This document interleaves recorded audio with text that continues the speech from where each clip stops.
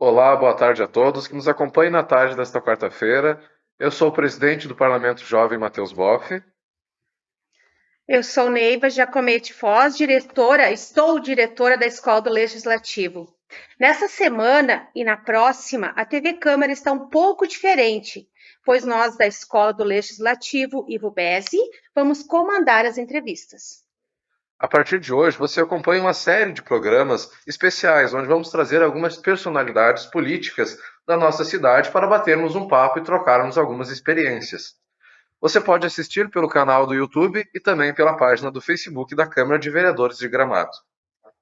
E para começarmos essa série de programas especiais, hoje o nosso convidado é uma pessoa com uma grande experiência política em nossa cidade, o ex-prefeito Fedoca Bertolucci.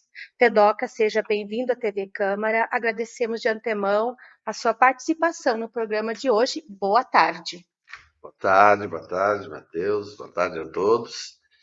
Quero expressar minha alegria de estar aqui, porque me sinto até lisonjeado por essa honraria, a qual eu agradeço de coração. Bem, para iniciarmos o nosso bate-papo, gostaríamos que o senhor contasse para a gente um pouco sobre a sua relação com seu pai, o Walter Bertolucci, como primeiro prefeito de Gramado. Foi o legado dele que motivou o senhor a entrar para a política? Matheus, boa parte. Boa parte, eu diria que a grande parte, né? O pai me fez trabalhar a partir dos seus projetos políticos. Eu, com 5, 6 anos, o pai fazia eu levar o jornal, na época era o Correio do Povo de domingo, na residência do seu Oscar Knorr. E lá em cima, na Carriere, na residência do seu A.J. Renner. Então eu levava o jornal lá, e depois o pai chegava lá. Porque o pai ia lá bebericar cultura. Que bem. Né? Porque o pai tinha esse projeto como primeiro prefeito de Gramado. Eu sou de 1954. Como primeiro prefeito de Gramado, o pai tinha o projeto de transformar Gramado num parque turístico, né? E tanto que ele idealizou a primeira festa das hortênsias, etc, etc. Foi o presidente da Comissão de Emancipação de Gramado. Então eu sempre ia lá. Eu lembro bem, numa das entregas do Correio do Povo Dominical, eu fui atacado por dinossauros ali no Parque Oscar Knorr. Eram lagartos que a mim pareciam dinossauros. Porque eu era criança, né? E eu me assustei e assustei os bichos. Foi um horror, porque eles correram para um lado, correram para o outro. Eu fui encontrado, não sei quanto tempo depois, completamente perdido. Né? Aí o pai parou com essa prática de maltratar os seus filhos. Então o senhor, desde pequeno, né, já sempre acompanhando a política, o seu pai na política, né? Sim, o pai era um homem de pouco estudo, mas ele era de uma notável inteligência. Então, o que ele fazia? Se meu filho, se tu puderes extrair das pessoas cultas o que elas podem te dar, extraia. Né? Isso, para mim, que não tive escola, eu faço questão de conversar com pessoas que possam me encaminar. Imagina, a J. Renner tinha um império, né? Das lojas Renner, tintas Renner, tal, tal, tal. E o Oscar Knorr foi talvez o primeiro idealizador de um ambiente que gerasse o que nós, em Gramado, temos que recuperar urgentemente: hospitalidade. Hospitalidade.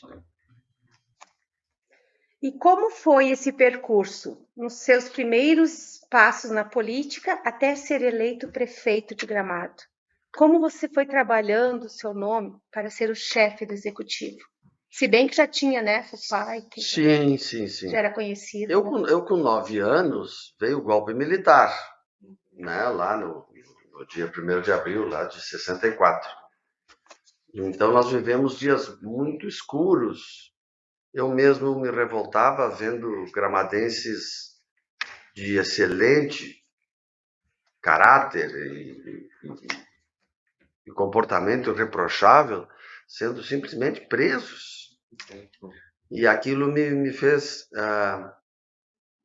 eu me voltar um pouquinho para a política, né? E nesta condição, eu fui o criador do MDB Jovem e fui o primeiro presidente do MDB Jovem, porque naquela época, Matheus, assim vinha, era a Arena e o MDB. Uhum.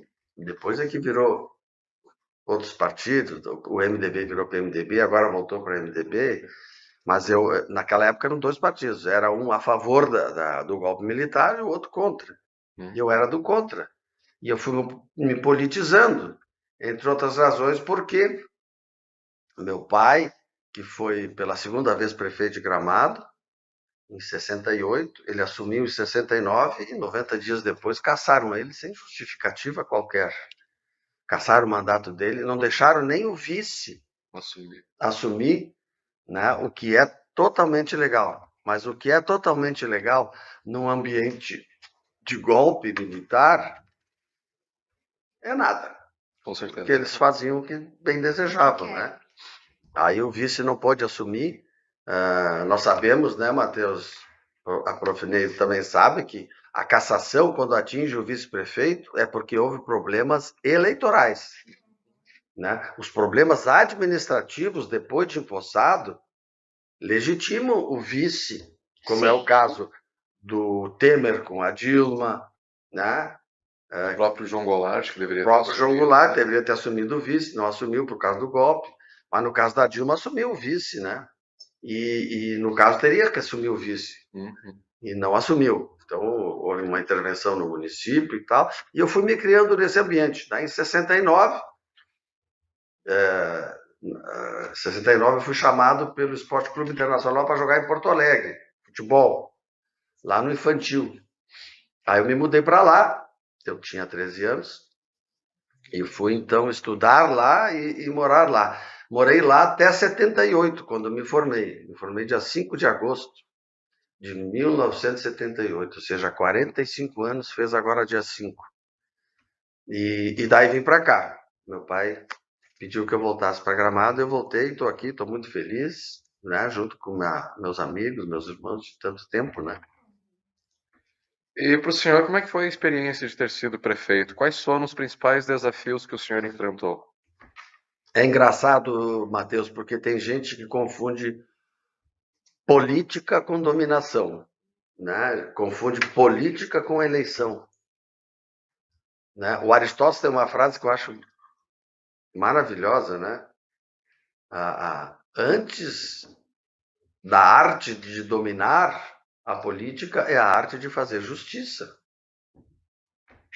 Né? Eu não preciso te dominar. Eu posso ser teu parceiro.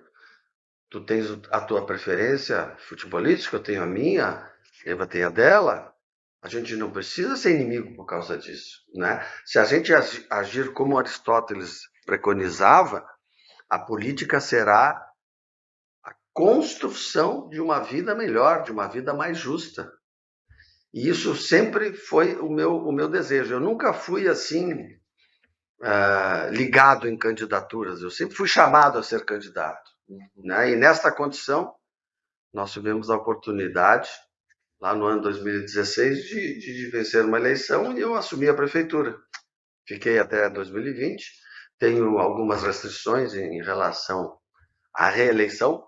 Eu acho que isso não pode ser uma coisa assim de dinastia. Tem que ser algo natural e tal. Então, me retirei da eleição, mas não me retirei da política. Então, eu continuo ouvindo. Agora mesmo está se aproximando o pleito do ano que vem. Eu estou sendo constantemente abordado, né, a me candidatar, mas eu prefiro ficar na minha atividade e ver o que está acontecendo, mas tenho que contribuir para que isso aconteça da forma que eu acho justa, legal, legítima e honesta. E o senhor, então, assim como eu também compartilho desta opinião, né? Onde a política ela não pode se tornar muito partidária, né, prefeito? Acaba que muitas vezes acaba só defendendo aqueles próprios ideais daqueles políticos e esquece da comunidade, né? Partido, o significado já diz, né? Parte. Partido, seccionado, né? É uma coisa horrorosa. E o que a gente vê? A gente vê, por exemplo, a expressão homenagem, do francês homenage. Então, o que? É uma reverência, antigamente, ao lorde, ao lorde feudal, né? A gente vê estalagem. Estalagem é uma homenagem a um hotel pequeno, a um hotel mais familiar, né? A gente vê politicagem. Politicagem é rolo de político. Então, para ver como o político está associado, né? Em vez de ser uma coisa, uma honraria, na verdade, quando a gente fala em politicagem, a gente fala sobre as manobras pouco escorreitas, pouco honestas dos políticos. E é isso que nós precisamos evitar. Né? Tu és um bom exemplo de que a política pode ser feita com austeridade, com honestidade, né? E com o propósito de fazer prevalecer o espírito público sobre o teu interesse privado. Nossa, excelente. Principal legado que você nos deixou, continua, né? Aí, prof, quando eu iniciei lá em 2017, eu fui 29 anos professor de curso superior, né, na Escola Castelli, lá dando legislação da hospitalidade. Então, eu via que Gramado estava perdendo o seu talento, que era a hospitalidade. Que nós estávamos trocando a hospitalidade por uma hortensiazinha no vaso, por um desconto no restaurante, por sabe? Por um guardanapo um pouquinho mais bem acabado. Não, hospitalidade não é isso. Hospitalidade é o conjunto de atos, fatos, produtos e serviços que fazem com que o teu visitante sinta vontade de voltar. Né? E isso não estava acontecendo em Gramado, como não está. Agora a gente vê uma gritaria muito grande dos turistas em relação aos preços e aos atendimentos aqui em Gramado. A gente entende por quê? Porque está invencível, né? Gramado, na minha época, não sei como é que está hoje, na minha época, Gramado trazia 11.500 unidades laborais, ou seja, 11.500 trabalhadores vinham de fora por dia. Sim, eu não vi mais nada. Né? Então por isso que tudo aqui é um pouquinho mais caro. A gente até imagina. O que não se pode imaginar e nem admitir é que isso se transforme em abuso ou numa prática corriqueira. Né? Então eu vi que estava lá desordenada, a cidade desordenada, sob o ponto de vista viário, muito desordenado. Do ponto de vista arquitetônico, também completamente desordenada, não havia critério. Né? Eu sempre dizia para os empresários que iam me apresentar, digo, mas o senhor vai construir um pombal? Que é uma parede cheia de janelinhas? O senhor não tem ideia, o senhor não tem nenhum apuro estético no seu prédio? É verdade. Mas ele vai se ver, Doca, como é que eu faço? Cria! Faz uma sacadinha, quebra essas paredes, quebra o telhado, quebra no sentido de movimentar, né? Para que isso aí tenha cara de Gramado, porque se o senhor fizer um prédio como o senhor está imaginando a sua cidade, aí não é Gramado, aí Gramado perde o encantamento. E foi, inclusive, Fedoca, até a gente teve uma entrevista, né, no jornal, e foi o que nós falamos, né, que Gramado acaba se perdendo um pouco da essência, né, de Gramado, que é essa arquitetura, essa hospitalidade que o senhor falou, né? Tu sabes que o projeto viário e parte do projeto urbanístico eu entreguei pronto. O projeto viário está pronto, no sentido de tirar os automóveis aqui da área central, zero automóvel, só pedestre. Aqui, a partir da Augusto Zatti até lá embaixo, na Fleck, né? Teobaldo Fleck. Lá embaixo que sobe, lá para Canela. Creio que sim. Ah, sim, sim, sim. Lá não teria circulação de automóveis. Então, depois eu admiti que viesse aqui mais para o lado da rótula ali da Secretaria de Turismo, né? Do Serra Azul, ali do pessoal e tal. Mas não circularia. Por quê? Porque o gramadense tem que saber que o turista vem a Gramado para descansar, para não fazer o que ele faz na cidade dele. que é vigiar os seus filhos e tal. Então, se ele vem a Gramado e tem que apertar a mão dos filhos porque não pode atravessar a rua, porque não sei o que, porque tem, tem o império do automóvel, que é uma coisa desagradável, né? Eu me lembro que lá atrás, quando eu fui vice-prefeito, eu estabeleci 2 campanhas em Gramado. Né? Uma tinha até slogan: se você ama Gramado, jogue o lixo no lixo. Olha só. E essa prática nós inserimos na mente, principalmente da juventude, para que ela soubesse que tem o lixo orgânico, tem o lixo seco, tem dividir o lixo para que isso aí não vire uma coisa. Porque senão os aterros sanitários vão se transformar em novos lixões. Né? Então, todas essas práticas, e dentro dessas práticas eu também estimulava muito o respeito ao pedestre. E isso, graças a Deus, o gramadense absorveu bem hoje o pedestre, só que não pode ser um império, né? Com certeza. Não, o império do pedestre é horrível, porque né, outro dia uma turista passou na faixa de segurança e ela parou, Isso acontece. olhou no celular, tipo assim, ó, eu sou uma autoridade, cheio de carros, assim, né? Tipo, eu sou a rainha da Inglaterra, né? Então não é assim também. É confundida, né? E o desenvolvimento urbano, novas práticas de hospitalidade, né? Parar com essas coisas simplesmente assim materiais e tratar mais da interpessoalidade das relações, né? De modo que a pessoa se sinta acolhida. Né? Os nossos turistas. Características, qualidades que uma pessoa precisa para ser prefeito. Olha, paciência, mas não a ponto de se confundir com preguiça. Tá? Eu vou falar um atributo aqui que eu considero importante, que é ridículo, né? Eu ter que falar isso aí. Honestidade, né? Boa convivência. Eu nunca tive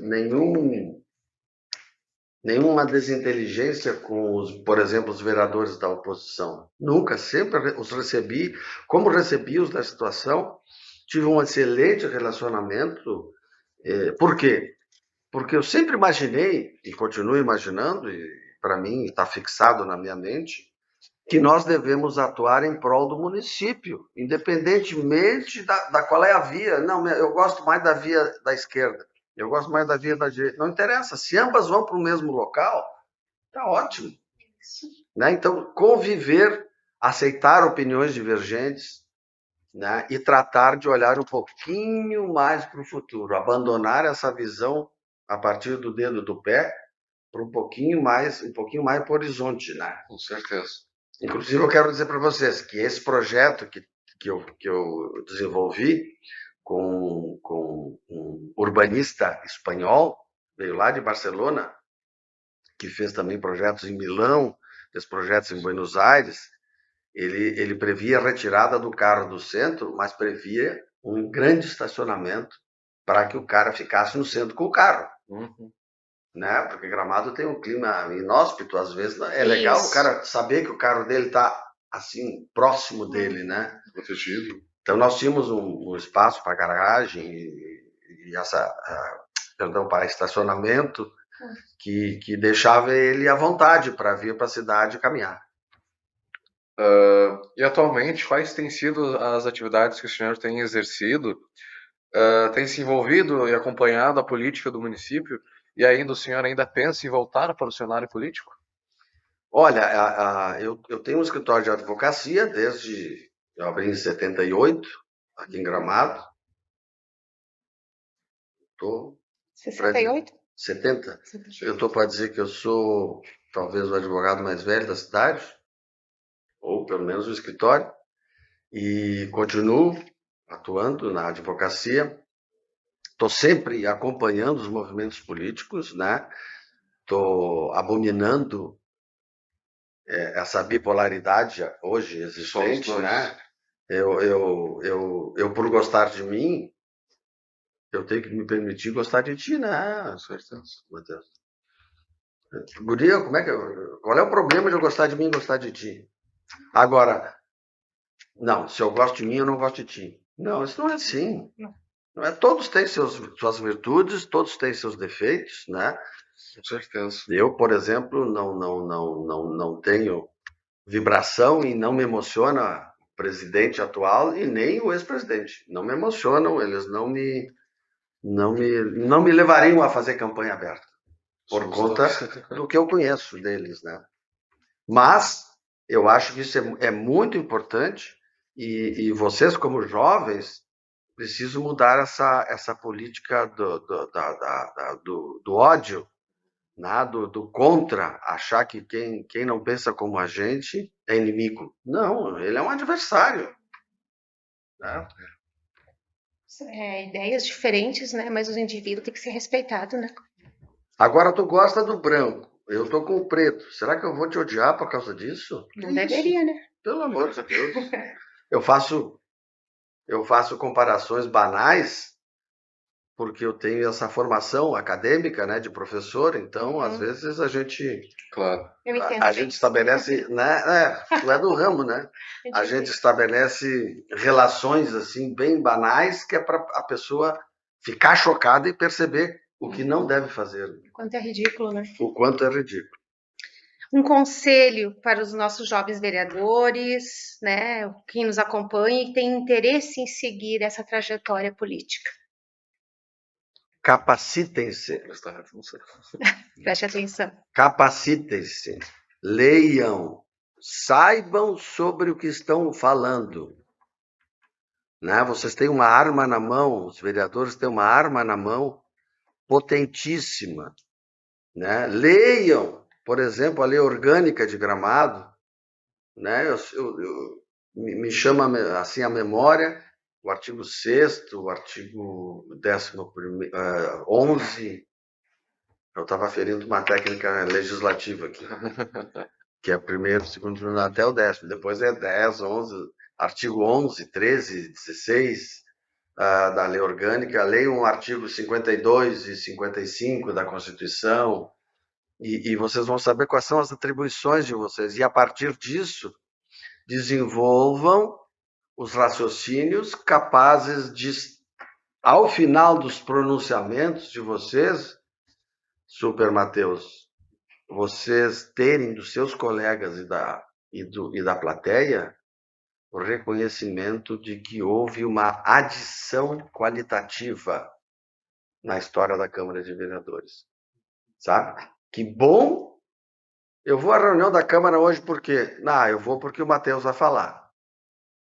É só por isso? Não é só por isso, é porque eu saio de lá mais rico quando eu ouço ele falar. Eu saio de lá mais suprido, né, dos meus desejos, dos meus anseios. É prazeroso ouvir. É prazeroso ouvir pessoas sérias que têm espírito público e que têm condições de contribuir com o desenvolvimento regular, né, igualitário da cidade e, por consequência, contaminar no bom sentido o Estado e a nação. Né? Com certeza.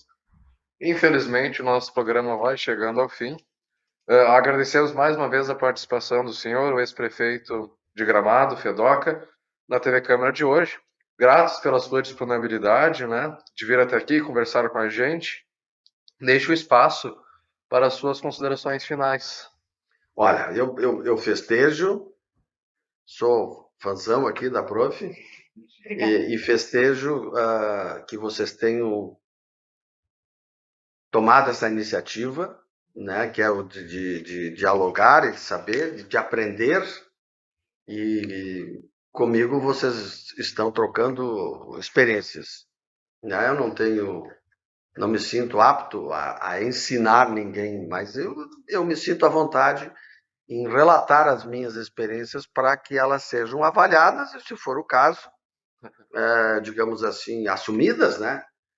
Então eu tô muito feliz, eu espero que vocês tenham uma aventurosa trajetória e muito obrigado de novo por esse convite muito querido. Nós que agradecemos. Bom, agradecemos a cada um que assistiu o nosso programa de hoje.